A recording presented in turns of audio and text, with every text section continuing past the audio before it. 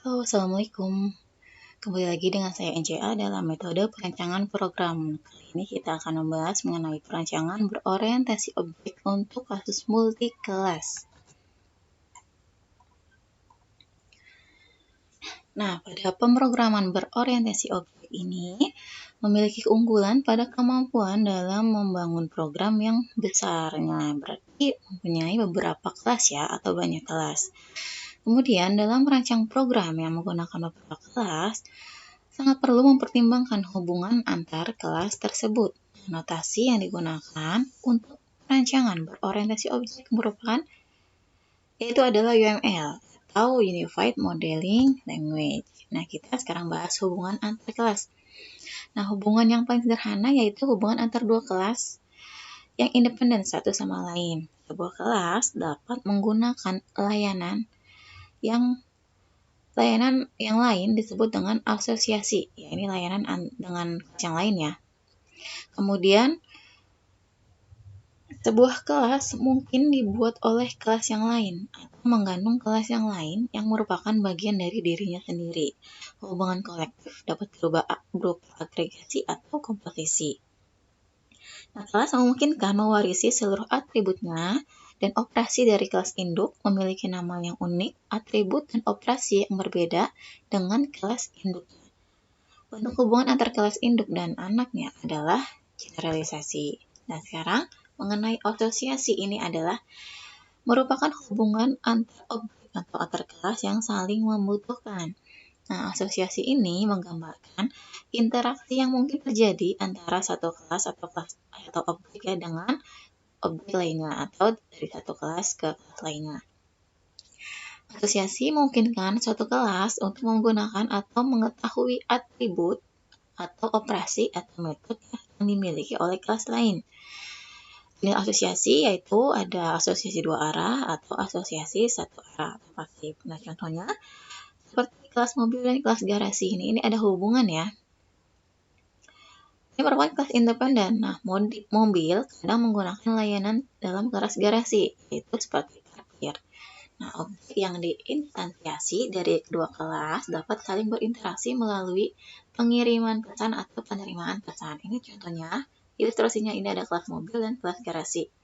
Nah, kelas mobil menggunakan layanan atau operasi yang ada di kelas garasi. Nah, ini ada hubungan adalah satu atau dua dan satu. Jadi, ini disebutnya multisiplitas ya, atau multisiplity atau banyaknya objek yang berhubungan, yang berelasi antara kelas ini. Jadi ini adalah terdapat satu atau dua objek yang berelasi antara mobil dengan garasi. Kemudian di sini ada satu, berarti ada satu objek yang berhubung di dalam garasi ini yang berelasi dengan kelas mobil seperti itu. Nah, tadi tentang multisiplitas yaitu jumlah banyaknya objek. Objek ini bisa berupa atribut atau metode ya, dari sebuah kelas yang berelasi dengan objek lain pada kelas yang lain yang berasosiasi dengan kelas tersebut. Nah, tipenya ada exactly, notasinya adalah one or blank. Contohnya, seorang karyawan bekerja pada satu dan hanya satu departemen. Jadi satu atau blank ya. Kemudian zero or one, notasinya adalah 0.1. Contohnya, seorang karyawan memiliki satu suami atau istri atau tidak punya suami atau istri. Jadi 0 atau punya atau tidak punya ya, 0 atau 1.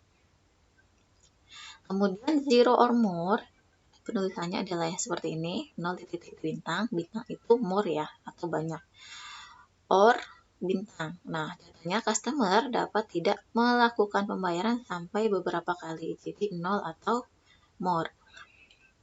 Kemudian one or more, notasinya adalah 1 titik bintang. Contohnya, universitas menawarkan paling sedikit satu mata kuliah sampai beberapa mata kuliah. Jadi satu atau sampai dengan beberapa.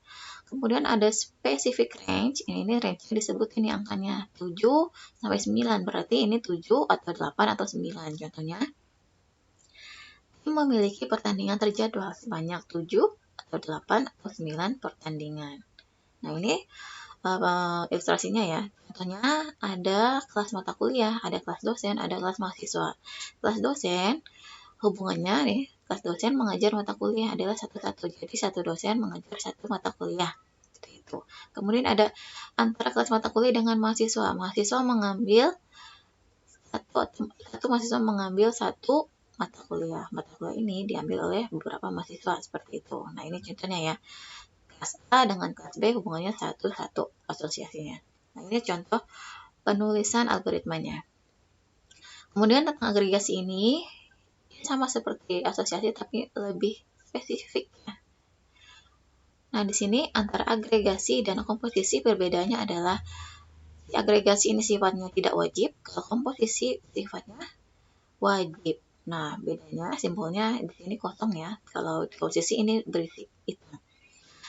Agregasi antara kelas buku dengan daftar pustaka. Nah, kelas buku ini tidak wajib memiliki kelas daftar pustaka ya. Bedanya dengan komposisi antara kelas buku dengan isi. Nah, kelas buku ini wajib memiliki kelas isi. Wajib ya, seperti itu. Kemudian, generalisasi ini diperlukan untuk memperlihatkan hubungan pewarisan antara objek atau kelas pewarisan ya, antara kelas parent atau kelas induk dengan kelas anaknya. Simbolnya adalah tanda panah. Nah, ini contohnya antara kelas payment, kemudian ada kelas turunannya adalah kelas kredit, cash, atau check. Nah, ini dituliskan dengan tanda panah. Seperti itu. Nah, ini contohnya asosiasi dari kelas person dengan employee. Ini adalah contoh penulisan dari algoritmanya dari generalisasi. Selanjutnya mengenai polimorfisme. Nah, ini konsep yang menyebutkan bahwa sebuah operasi yang sama dapat mempunyai bentuk dan perilaku yang berbeda. Contohnya, dalam kelas hewan memiliki metode bersuara. Nah, kemudian hewan ini memiliki kelas turunan seperti kelas anjing, kelas kucing, dan kelas kuda. Nah, kelas anjing dan kucing dan kuda ini bisa menggunakan metode bersuara, tapi cara bersuaranya atau hasilnya nanti beda. Karena anjing suaranya adalah menggonggong, cara bersuaranya ya. Kemudian kalau kucing, cara bersuaranya adalah mengeong. Kalau kuda, cara bersuaranya meringkik. Jadi, dia bisa menggunakan metode yang sama dari kelas hewan ini, tapi nanti nilainya berbeda seperti itu. Nah, setiap objek memiliki kemampuan yang berbeda-beda untuk melakukan metode dalam merespon pesan yang sama. Jadi, objek anjing ini, kucing dan kuda beda nih cara melakukan metode bersuara ini. Seperti itu. Nah, ini algoritmanya. Ada kelas animal dari binatang ya. Kemudian punya metode animal sound, isinya binatang bersuara. Kemudian ada kelas dog atau kelas anjing, turunan dari kelas animal. Dia juga memiliki animal sound, tapi isinya the dog size bark bark. Kemudian kelas cat atau kelas kucing, turunan dari animal. Kemudian dia juga punya nih menggunakan animal sound juga, tapi isinya the cat says meow. Kelas horse juga nih, turunan dari animal, menggunakan metode animal sound, tapi isinya the horse says he. Kemudian nanti pemanggilannya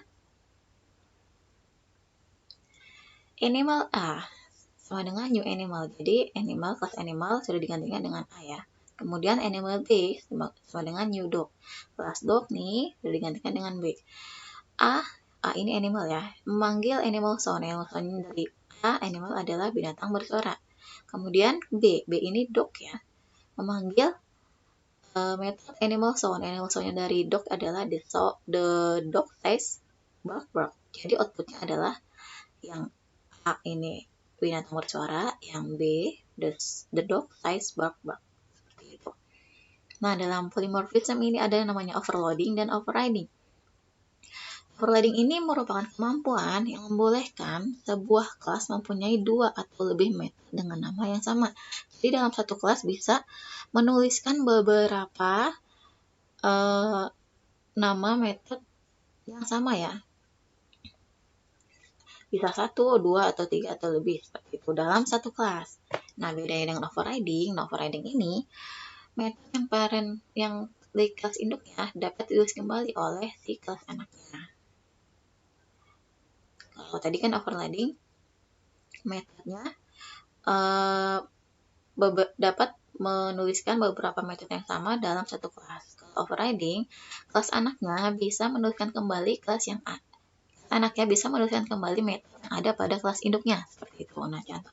Tapi aturannya adalah parameter yang terdapat pada metode overriding di kelas anaknya harus sama dengan parameter yang terdapat pada kelas induknya. Kemudian visibility-nya, akses metode overriding di kelas anak tidak boleh lebih ketat dari kelas induknya, seperti itu. Nah, ini overloading itu menuliskan kembali metode dengan nama yang sama pada satu kelas. Tujuannya memudahkan penggunaan atau pemanggilan metode dengan fungsionalitas yang mirip. Jadi kalau misalnya fungsinya mirip, nggak apa-apa pakai metode yang sama, seperti itu. Contohnya pada kelas calculation ada metode sum dengan variabel integer A dan integer B. Variabel A dan B dengan tipe data integer. Kemudian operasinya adalah A ditambah B. Nah, di ke bawah ada lagi nih, ada metode yang sama bernama sum. Padahal sudah ditulis ya di atas sum juga. Tapi nanti beda nih, dia punya 3 variabel, yaitu A, B, C dengan tipe data yang sama integer, dan dia operasinya adalah A ditambah B ditambah C. Nanti pemanggilannya calculation call sama dengan new calculation. Jadi calculation ini sudah berubah menjadi kali memanggil metode sum 20, 30, 60. Kemudian di bawah ada lagi kali memanggil metode sum. Jadi ini memanggil metode yang sama, tapi nanti operasinya berbeda nih antara yang ini. Ini kan cuma ada 2 variabel ya, ditambah A ditambah B. Dan ini tiga nilai ini punya ini nih, A, B, C, seperti itu. Jadi nama metodenya sama, tapi nilai yang dijumlahkan adalah berbeda. Nah, ini ada contoh lagi nih. Ya. Dalam kelas contoh overloading, ada metode jumlah dengan variabel A, B, tipe data integer. Nah, nanti operasinya dia A plus B. Ini sama ya seperti tadi. Kemudian ada metode kedua yang void jumlah. Jumlah juga nih, yang tadi pertama jumlah, kedua jumlah lagi ya. Tapi beda di sini, dia punya variabel C. Tadi kan yang pertama cuma A, B ya. Di sini dia punya variabel A, B, C. Kemudian operasinya adalah A ditambah B ditambah C. Nah, ini. Kemudian di sini ada jumlah lagi nih, jumlah yang ketiga. Tapi bedanya, untuk A dia pakai tipe datanya double. Terus operasinya sama nih, A plus B. Tapi tetap beda ya, karena tipe data yang digunakan adalah beda. Kemudian jumlah yang keempat. Integer B double A. Ini beda lagi nih, tipe datanya.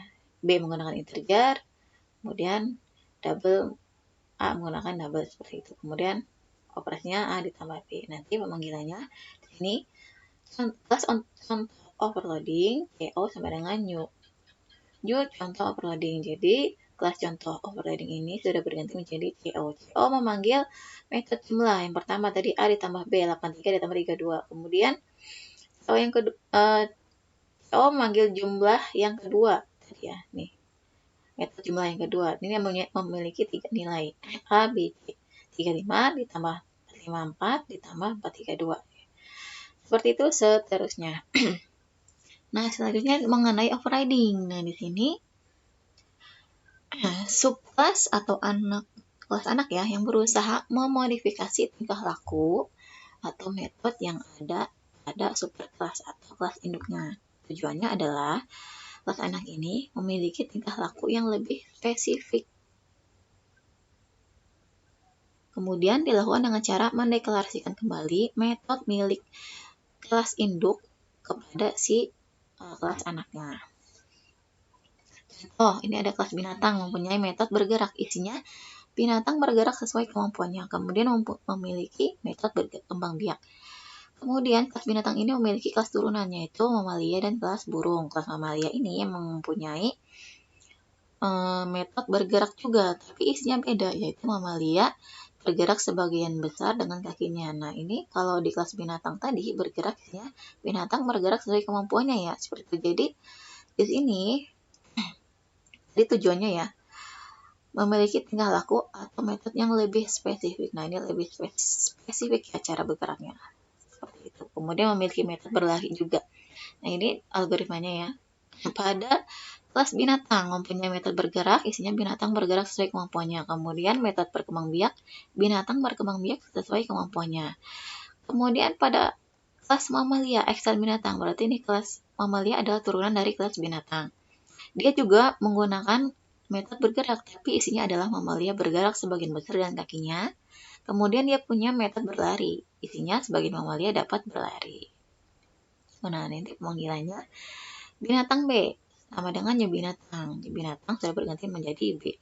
Mamalia M sama dengan new mamalia. Mamalia sudah berganti dengan M. Nah, kemudian binatang BM sama dengan new mamalia. Nah, B tadi ini kan binatang ya, memanggil metode bergerak tadi isinya berarti binatang bergerak sesuai kemampuannya. Kemudian M juga memanggil bergerak. M tadi kan mamalia, tapi isinya tadi untuk bergeraknya beda ya.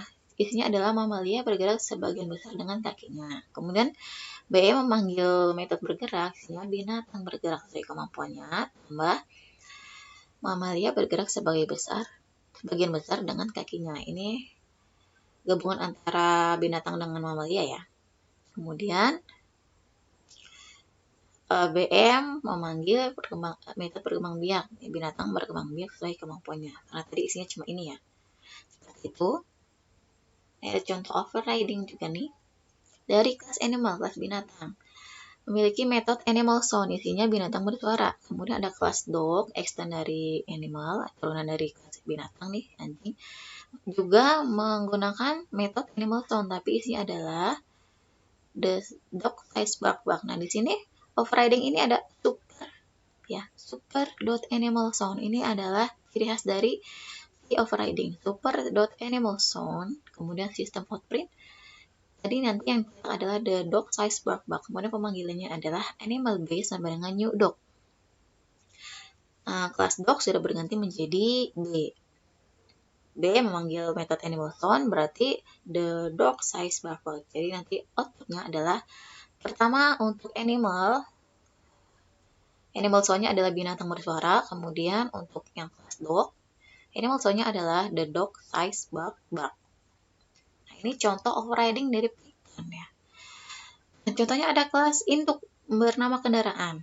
Ada memiliki function berjalan, isinya adalah berjalan. Kemudian ada lagi kelas mobil, kelas anak dari kendaraan ya. Kemudian memiliki function berjalan juga, tapi isinya adalah berjalan dengan cepat. Nah, sekarang kita membuat objek baru, sepeda. Sepeda ini merupakan objek dari kelas kendaraan. Kemudian kita buat objek sedan. Sedan merupakan objek dari kelas mobil. Nah, nanti kita pemanggilan nih. Kita panggil sepeda, kemudian sepeda ini memanggil metode atau function berjalan. Nah, berjalan sepeda ini kan punya kelas kendaraan ya. Berjalan punya kendaraan berarti nanti yang tercetak adalah berjalan. Kemudian sedan ini kan objek dari kelas mobil. Nah, kelas mobil ini memanggil function berjalan juga. Berjalannya punya mobil, isinya adalah berjalan dengan cepat. Jadi nanti tercetak adalah di sini berjalan dengan cepat dan atasnya berjalan nih. Seperti ini ya. Sepeda berjalan, nanti adalah berjalan titik-titik. Kemudian kalau sedan berjalan, berarti berjalan yang tertampil adalah berjalan punya kelas mobil. Ini berjalan dengan cepat seperti itu. Oke. Sampai sini tadi perbedaan antara overloading dengan overriding itu apa? Boleh dijawab di kolom komentar ya. Oke, sampai sini. Terima kasih. Sampai jumpa. Assalamualaikum warahmatullahi wabarakatuh.